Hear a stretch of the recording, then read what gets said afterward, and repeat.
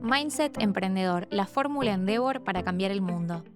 Hay una posibilidad de que una empresa latinoamericana llegue a estar número uno un día en el ranking de Estados Unidos y te decía que era imposible. Nosotros tuvimos 66 días y es el récord hasta el día de hoy. Bienvenidos a un nuevo episodio, soy Juliana Bustamante y esto es Mindset Emprendedor, el podcast Endeavor donde nos metemos de lleno en la cabeza de los que piensan en grande. Y si hablamos de grandes, hoy estoy con uno de ellos, Max Cavazzani, es emprendedor Endeavor, fundador y CEO de Ethermax, una compañía de tecnología creadora de los juegos apalabrados, preguntados, entre otros hits, emprendedor de hace más de 15 años.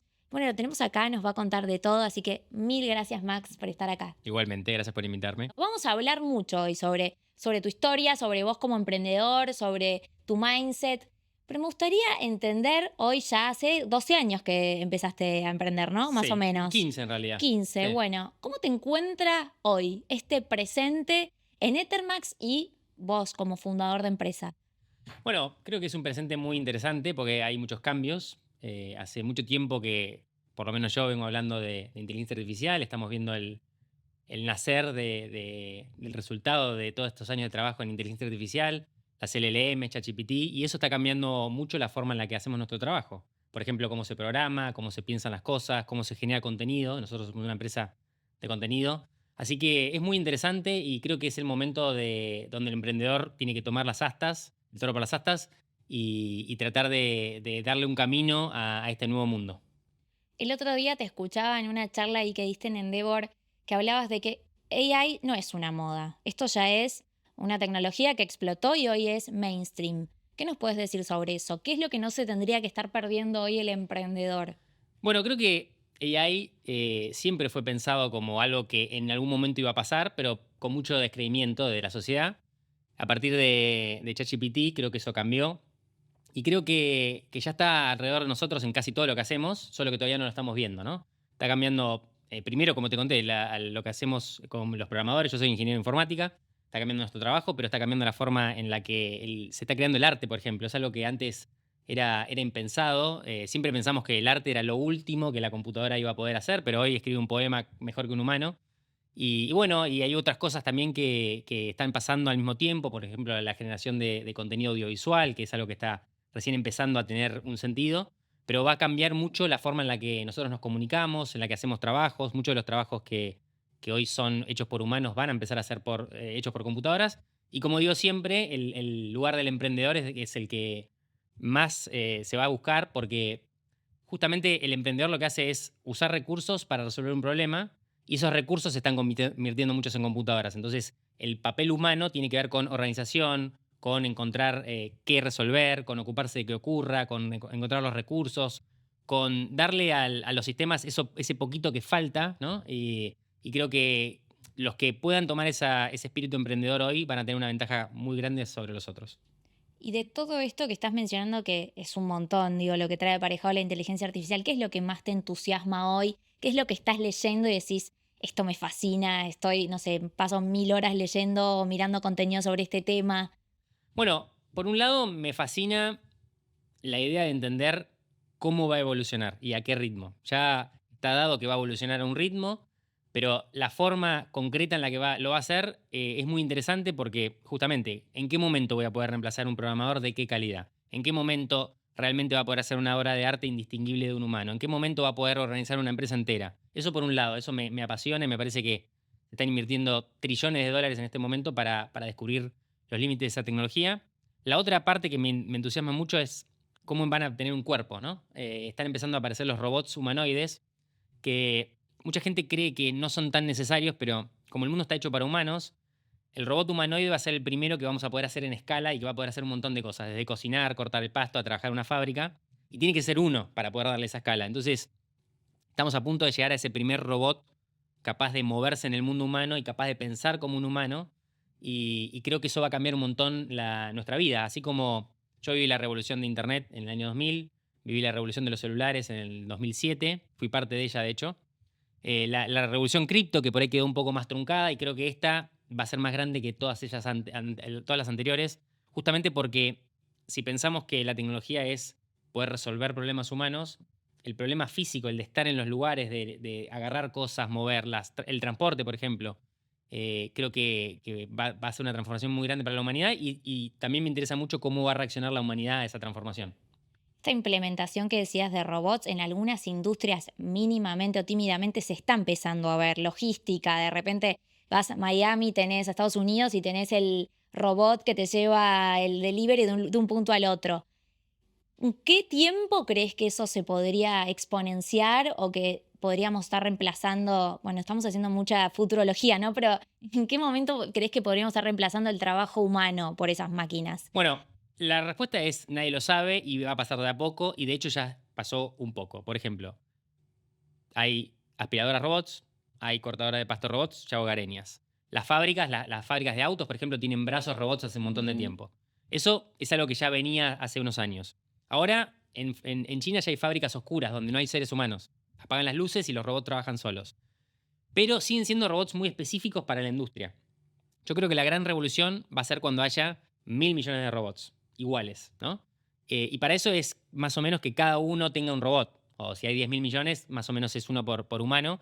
No hace falta que llegue a ese límite. Entonces, esa es la gran revolución porque al tener un solo objeto, vamos a decir, que uno puede producir en masa y es multiuso, eso hace que escale mucho más rápido. Es lo mismo que le pasó a los celulares. Cuando salieron los smartphones era una cosa para pocas personas, cara, con pocas aplicaciones, porque las aplicaciones, el concepto de aplicación también va a ser de los robots, o sea, que aprendan a hacer algo.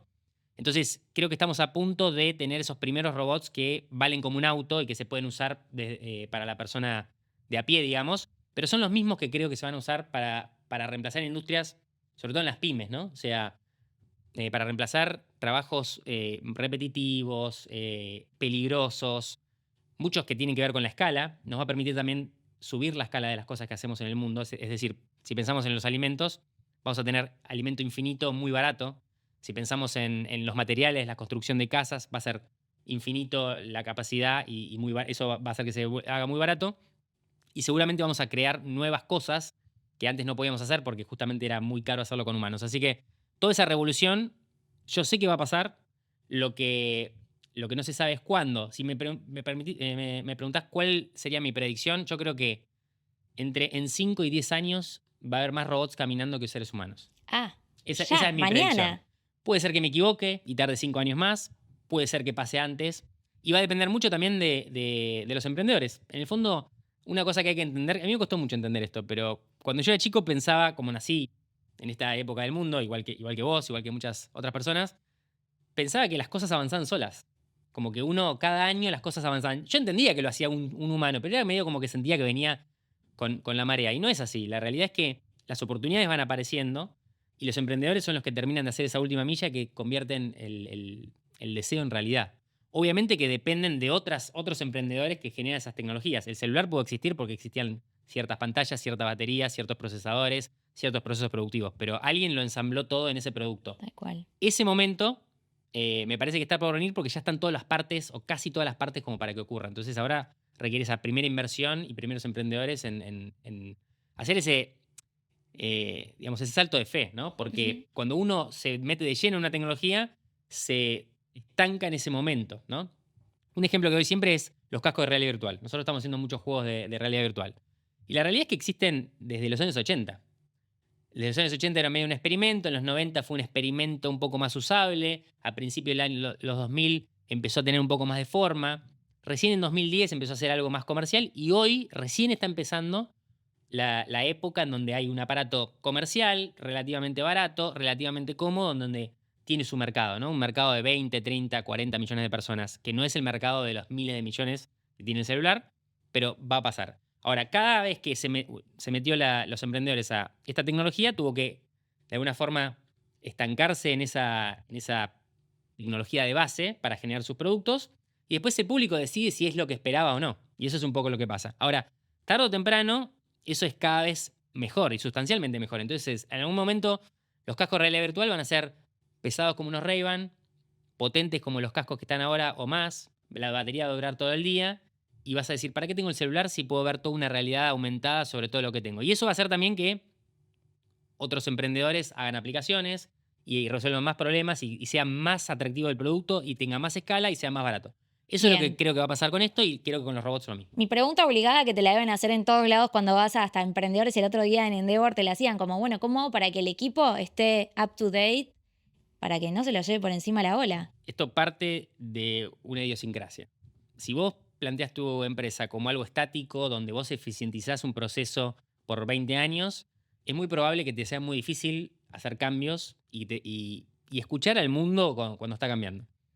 Nosotros en Ethermax partimos siempre de la base de que es una empresa que el cambio es parte de su ADN. Sabemos que lo que hacemos un día va a ser reemplazado por otra cosa y ese día viene en los próximos años, siempre. Entonces, siempre pensamos de esa forma, que tenemos que aprender las cosas y ir adaptándonos, que no hay ningún trabajo que es para siempre, que lo que te enseñan en la facultad, en el mejor de los casos, te funciona unos años, pero te da las herramientas para que vos después puedas seguir educándote. Creemos en la educación continua. De hecho, somos una empresa que construimos herramientas de educación. Así que ese es el gran secreto, el entender que haya un acuerdo entre uno y sus empleados de que el mundo que uno conocía se está terminando. El mundo de hecho, yo estudio una carrera universitaria y hago lo mismo durante 40 años, se está terminando si no se terminó. Eso también es Ujú. decisión de cada uno. Cada industria tiene sus peculiaridades. En nuestra industria en particular está pegando fuerte ese cambio. Entonces, lo más importante es que haya ese acuerdo y transitar ese proceso con todas las personas, entendiendo que mucho de tu valor que hoy generás se va a ver degradado o tu capacidad de generar valor se va a ver degradado en el tiempo, pero tenés la oportunidad de aprender estas nuevas herramientas que te pueden multiplicar tu generación de valor por 10 o por 100. Y eso no es menor, que vos realmente puedas, a través de una nueva tecnología, poder hacer 10 o 100 veces más cosas, porque en el fondo la gente tiene la idea de que la economía está estancada en un tamaño y hay una cantidad de trabajos para todos y que si movemos algún factor, entonces lo que se va a correr es el empleo Claro. y no es lo que realmente va a pasar. No es lo que pasó en general en el mundo. De hecho, si no, nos explicaría cómo en cada generación de la industria del mundo casi empleamos a todas las personas, ¿no? Entonces, lo que sí pasa es que hay momentos de cambio en donde personas que estaban muy especializadas dejan de ser productivas y hay que moverlas a otro sector. Y esa transición puede ser repentina o puede no ser tan repentina. Puede ser que haya momentos de transición. Entonces, lo importante es tener la cabeza atenta a donde los cambios están ocurriendo en lo que yo hago y tratar de aprender lo último que está ocurriendo, incorporar estas nuevas herramientas de amplio espectro, porque la verdad es que las IAs son de amplio espectro, son para todo el mundo y todos deberían tratar de ver cómo me pueden ayudar. Pero si uno tiene la cabeza abierta y va viendo lo que va pasando, esa transición no ocurre de un día para el otro, ocurre durante al menos unos meses o al menos unos años. Lo que pasa es que la gente se duerme o elige no creer, que es el gran principal problema. No, bueno, yo lo hice siempre así y va a seguir siendo así, y un día cuando te pasa ya no puedes tapar el sol con las manos. Entonces, es un poco las dos cosas, ni desesperarse, ni se van a terminar todos los trabajos para fin de año, ni para dentro de 5 años, ni puedo pensar que voy a hacer lo mismo durante 40 años. Esos son dos caminos para el fracaso. Ah, está buenísimo. Y en relación a esto que mencionabas de las tecnologías que hay que estar mirando, ¿cuáles son esas que ustedes están mirando desde Ethermax? Y decís, bueno, acá estamos nosotros y creemos como que nadie está desarrollándose demasiado en esta industria o en esta tecnología particularmente. Bueno, en Ethermax hacemos varias cosas, hacemos juegos de realidad virtual, hacemos juegos mobile, donde somos realmente diferentes y donde está nuestro producto más importante, que es Preguntados. Vemos una oportunidad muy grande en la educación y en cómo la educación se ve desde afuera. Es decir, si vos vas a todo el mundo en este momento, todo el mundo usa una de las 4 redes sociales grandes que son TikTok, Instagram, X y YouTube.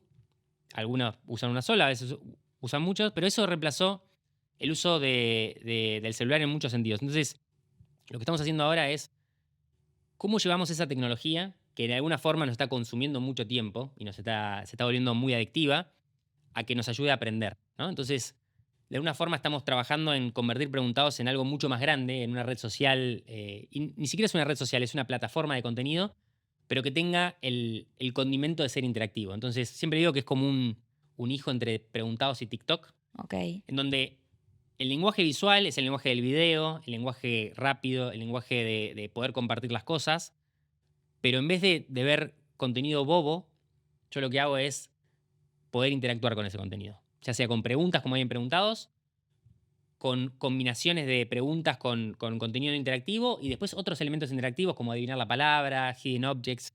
pero le damos todo el poder al usuario final, porque ahí es donde yo creo que hoy el humano tiene su papel principal.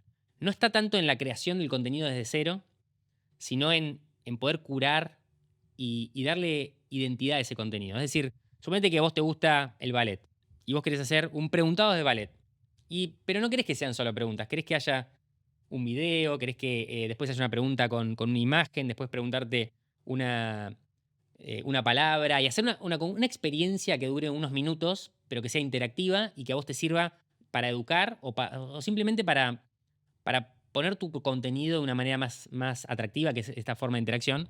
Bueno, estamos haciendo todo lo posible para que esta herramienta que es educativa se sienta como una herramienta no educativa y le dé la posibilidad a colegios, empresas, personas, museos, entidades gubernamentales de poder educar o promover lo que están tratando de promover de una manera interactiva que no existe, sin entrar en las herramientas antiguas de educación que son aburridas porque no tienen ese lenguaje visual. Está bueno, ¿no? Y además para potenciar la agilidad mental, ¿no? Que tanto de alguna forma nos condiciona, porque tenemos todo al alcance de la mano y ni siquiera estás eligiendo qué ver. Es, Entonces, en este caso sería... exactamente, los algoritmos de las plataformas o las redes sociales tratan de darte lo que vos querés, ¿no? Entonces, el cerebro se acostumbra a ver y ver de una manera pasiva ese contenido y es adictivo. Y uno se da cuenta se da cuenta que está mirando como era el zapping en los 90, pero ahora mucho más directo a las neuronas.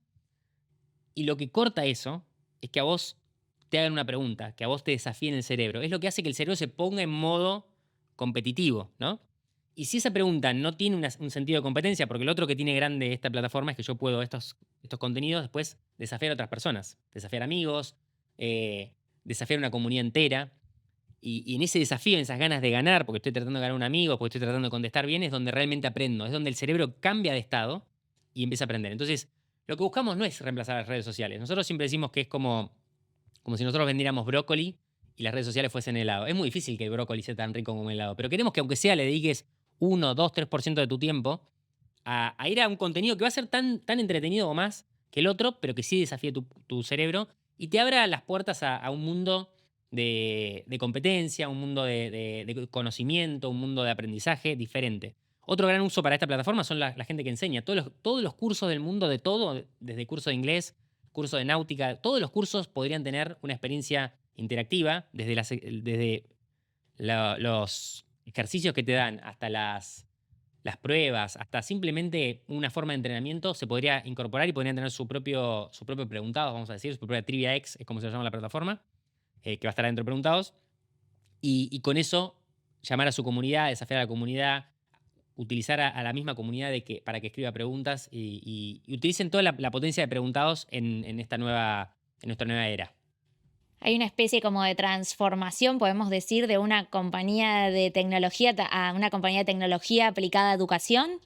Sí, en realidad la palabra educación, para nosotros educación es un residual de nuestra plataforma. Es decir, es algo que no es el espíritu inicial, porque el espíritu inicial justamente es ser masivo y entretenido. Y tampoco fuimos siempre una compañía que se definió a sí misma. Por ejemplo, cuando empezamos, yo siempre decía, nunca vamos a hacer un juego. Después nos convertimos en una empresa de juegos. Y hoy somos una empresa que hace juegos y hace otras cosas que no son juegos. Esto es más parecido quizás a una plataforma de contenido o una red social. Ni siquiera es una red social en el sentido viejo, ¿no? Yo cuando hablo de redes sociales hablo de las de última tecnología, con video vertical, con una cierta velocidad, con una disposición de cómo están los usuarios, los perfiles, y eso es a donde estamos apuntando. Entonces, no nos autodefinimos como nada más que una empresa de tecnología de innovación y que lo que buscamos es entender al mundo y darle al mundo lo que quiere, encontrando un lugar que todavía no está ocupado. Max, y yendo un poco a los inicios de Ethermax, cuando ya hablábamos recién, hace 15 años aproximadamente, ¿qué fue lo que te hizo meterte un poco acá en este mundo de tecnología que obviamente te lleva hoy a contar todo esto en lo que estás trabajando, a ver de alguna forma un paso más adelante lo que de repente las personas que estamos más en relación de dependencia u otros emprendedores que quizás están enfocados en el día a día no están viendo? A mí siempre me emocionó, me volvió loco el avance de la humanidad. El sentir que había nacido en un momento especial del mundo. Podría haber nacido en el 1800, podría haber nacido en el 1500, pero nací en un momento donde pasan 10 años y las cosas son diferentes. Y cuando yo era chico, esas cosas pasaban más afuera, ¿no? Pasaban en Estados Unidos, un poco en Europa, y me daba bronca no ser parte de eso. Y mi primera idea fue, bueno, para hacer estas cosas voy a tener que irme del país. Y no quería, porque yo soy enamorado de mi país y nada, y quería encontrar otro camino. Y ahí empecé a pensar, bueno, por ahí la opción es ser emprendedor y empezar de cero. Y no había muchos ejemplos. Me acuerdo, recién en el 99 creo que había salido a Mercado Libre. Me acuerdo haber escuchado la historia de Patagon en su momento. Con Que si bien no, Wences. con Wences, que si bien no fue un emprendimiento que tuvo mucha, digamos, para ellos fue muy importante porque lo vendieron por mucha plata, no tuvo mucha trayectoria, sí me hizo pensar un chico de San Andrés con otro compañero, pudieron hacer algo muy grande. Y dije, bueno, me parece que voy a ir por ahí. Y dije, bueno, si quiero ser emprendedor, quiero tener las mayores chances de éxito. Empecé a ver qué era dónde me podía meter. Me gustaba la matemática y me di cuenta que hice el razonamiento obvio de todo lo que está cambiando a través de las computadoras. Estudié ingeniería informática. Y ya desde el primer día que empecé a estudiar, yo quería ser emprendedor. Empecé a hacer un emprendimiento desde el primer día. De hecho, hice 10 emprendimientos antes del primero que me funcionó en la Wow. facultad. Emprendimientos siempre son solo, sin plata, con una computadora, tratando de hacer un producto de tecnología, que era lo que sabía hacer. Y me acuerdo que hice el último emprendimiento no comercial que hice, se llama tusemana.com, que era como un Google Calendar antes de que exista, pero que te ponía todas las materias de la facultad, solo poniendo tu nombre, usuario, contraseña de la facultad y te armaba todo como el calendario. No era muy comercial, si querés, pero fue la primera cosa que empecé y terminé. Siempre me pasaba esto que no terminan las cosas. Fue la primera cosa que terminé y me sentí orgulloso de lo que hice.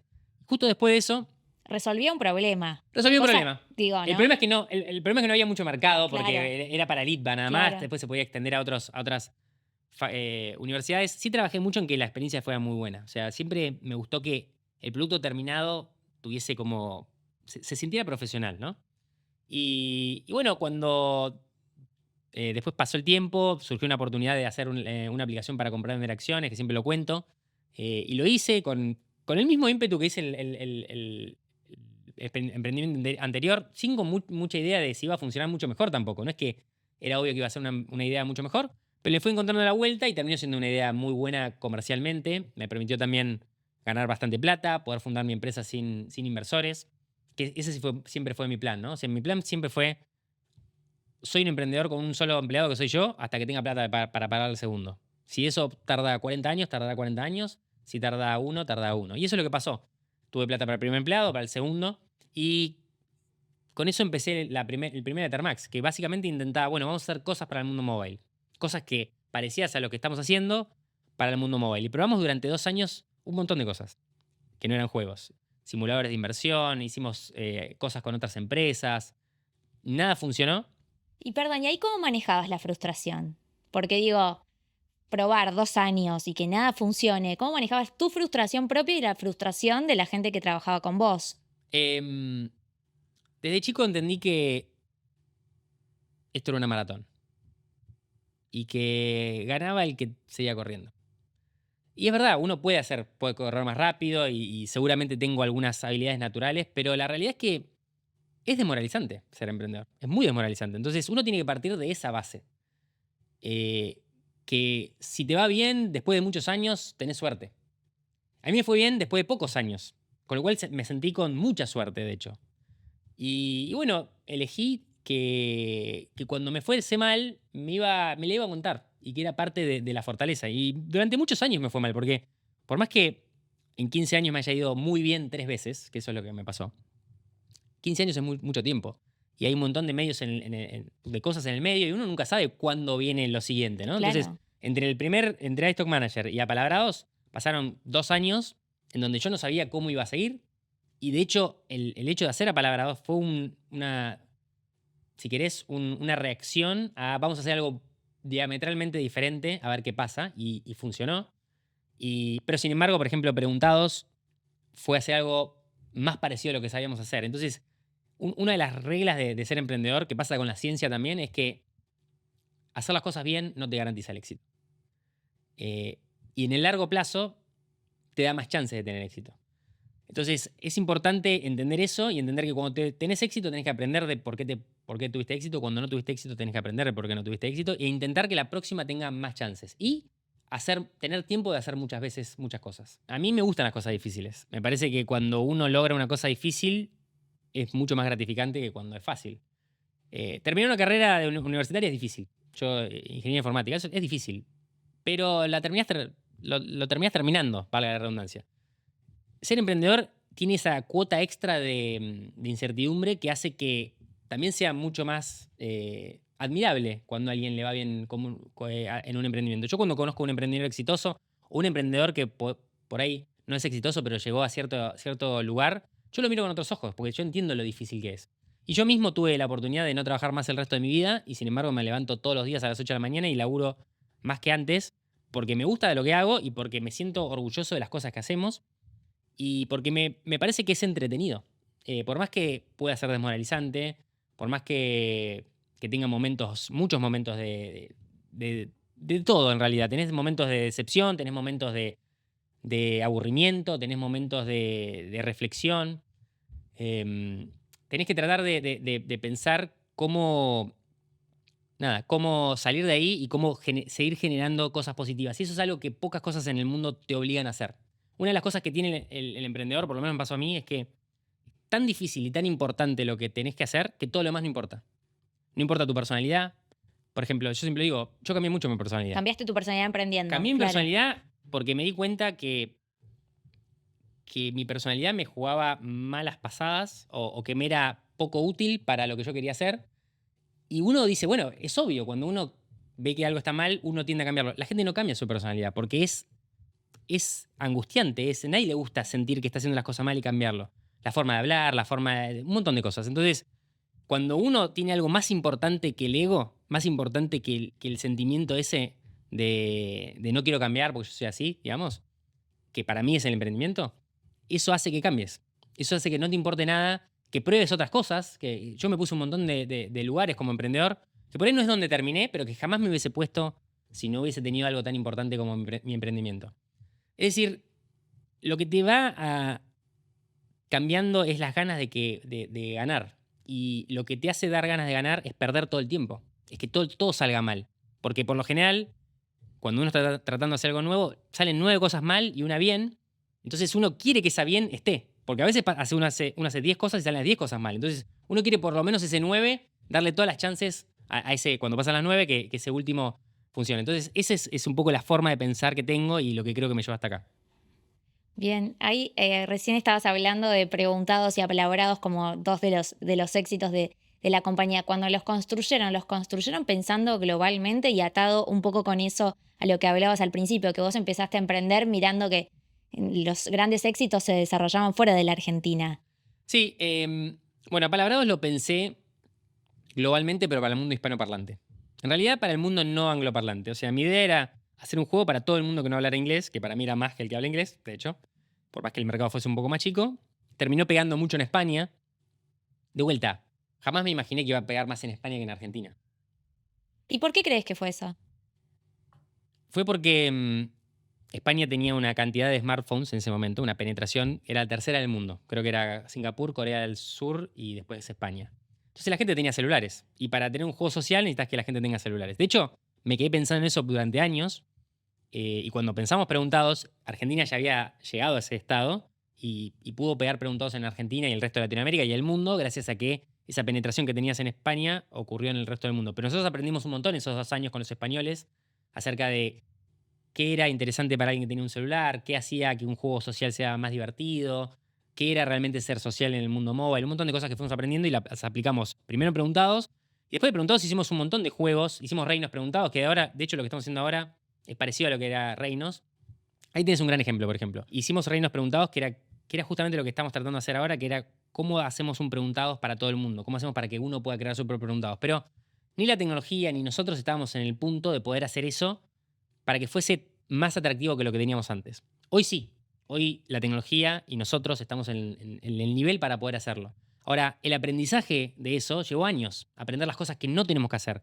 ¿Por qué la trivia se vuelve aburrida? ¿Por qué la gente quiere crear las cosas o no? ¿Qué es lo que le gusta compartir o no? Son todas pequeñas cosas que fuimos adquiriendo de a poquito y con mucho esfuerzo y haciendo por ahí un juego entero con 40 personas involucradas y aprendiendo una sola cosa, pero hoy podemos agarrar todo eso, ver las oportunidades que nos da el mundo y tratar de ponerlo todo en un paquete, porque ese es el secreto, poner un paquete que de afuera se vea perfecto, ¿no? Ese es el gran secreto. Y eso es aprendizaje. No hubiésemos podido hacer lo que estamos haciendo ahora si la empresa tuviese 3 años.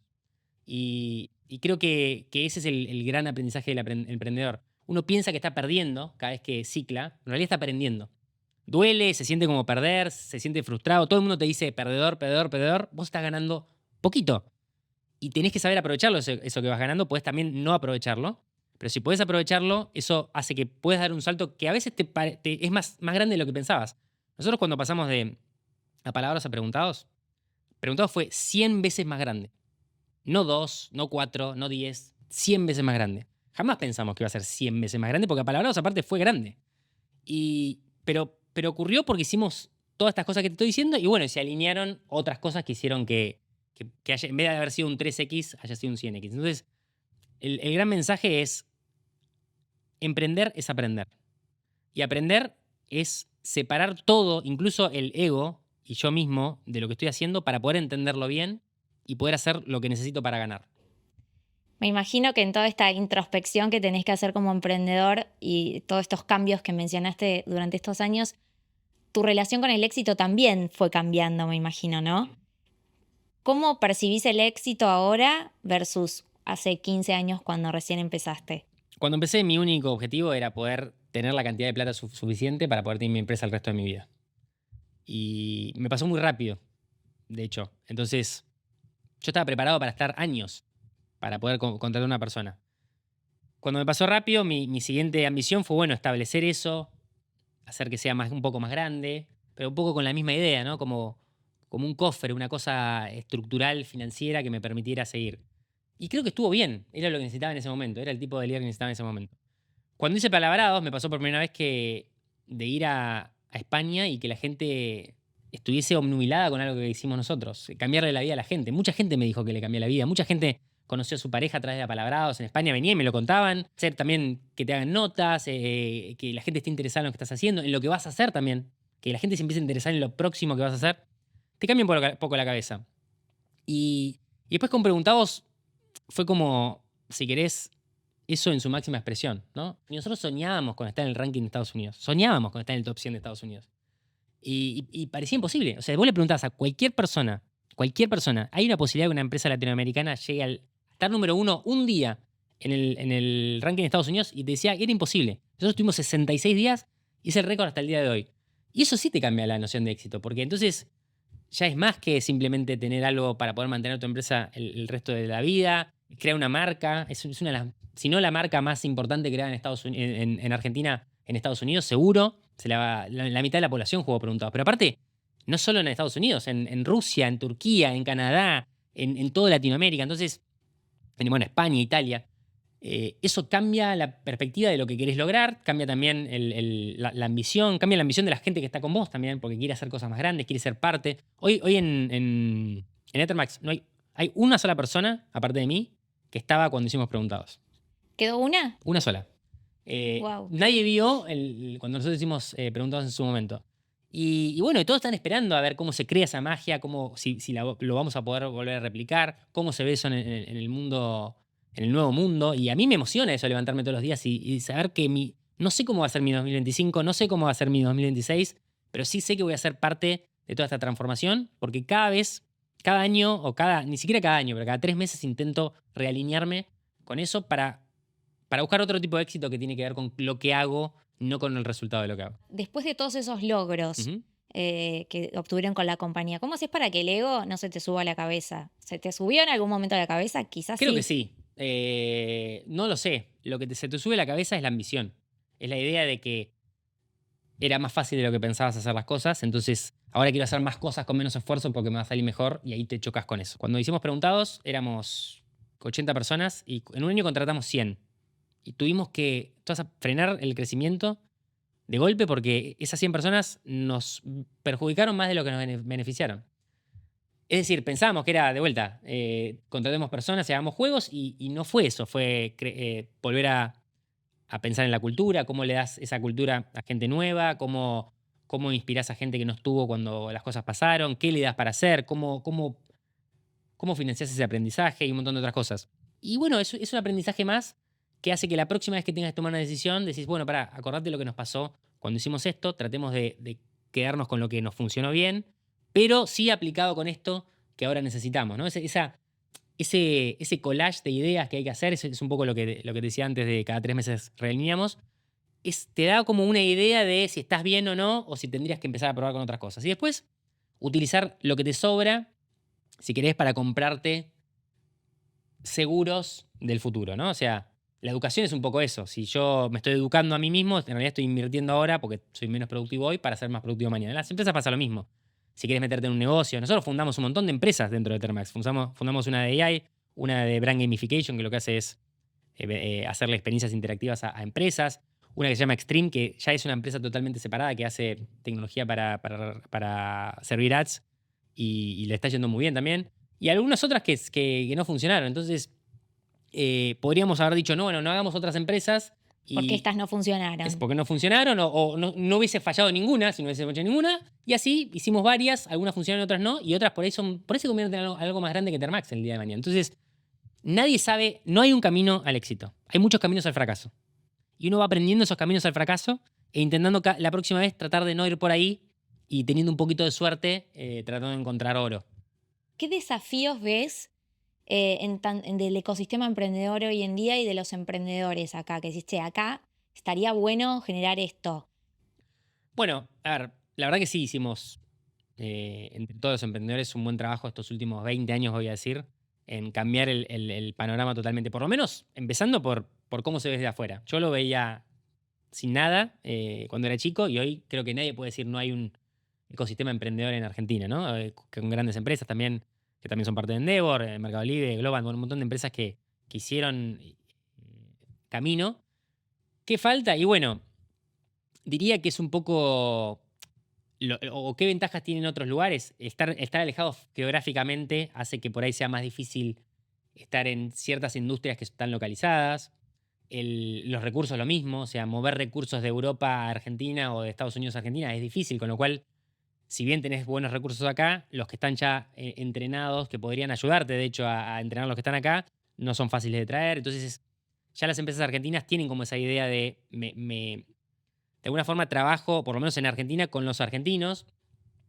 Algunas industrias son más fáciles. Si la industria está tratando de tomar una oportunidad local, es más fácil que si está tratando de tomar una oportunidad global.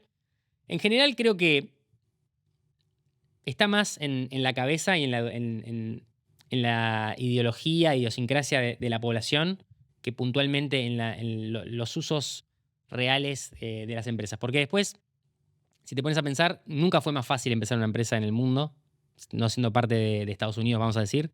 Nunca fue más fácil acceder a financiación, por más que no estemos en el ciclo correcto. Nunca fue más fácil de transmitir una idea, de promocionar esa idea con las redes sociales, entonces de conseguir gente para sumarse a esa idea. Sí, evidentemente no estamos en el mismo nivel que un Silicon Valley en algunos aspectos, pero también tenemos ventajas, o sea, los costos son más bajos, al haber menos empresas hay menos oferta y es más fácil de alguna forma entusiasmar a personas a que se sumen a tu propio emprendimiento. Entonces hay que aprender a no quejarse tanto de lo que no tenemos de alguna forma y encontrar las ventajas competitivas que sí tenemos. Max, ¿qué te gustaría que digan de vos dentro de 20 años? Me gustaría que se me recuerde como alguien que abrió los caminos para emprender. Me parece que le dedico un montón de tiempo y es algo que me interesa un montón. Me sentí mucho en esa posición de cuando era chico y es algo que intento hablar a los jóvenes, intento hablar a las mujeres también. Creo que a las mujeres todavía les falta como un empujoncito para ponerse a emprender y no hay ninguna razón para que sea así más que la cultura. Entonces, me gustaría eso, que sea recordado como alguien que hizo cosas impresionantes y impresionantes porque se pensaban que antes no podían hacerse en este país y que sea una inspiración para los que vienen. Max, te agradezco un montón, gracias por estar acá. Muchas gracias a vos. Si te quedaste con ganas de más, te invito a que visites Endeavor Hub, nuestra plataforma donde unificamos toda la información que tenés que saber a la hora de emprender.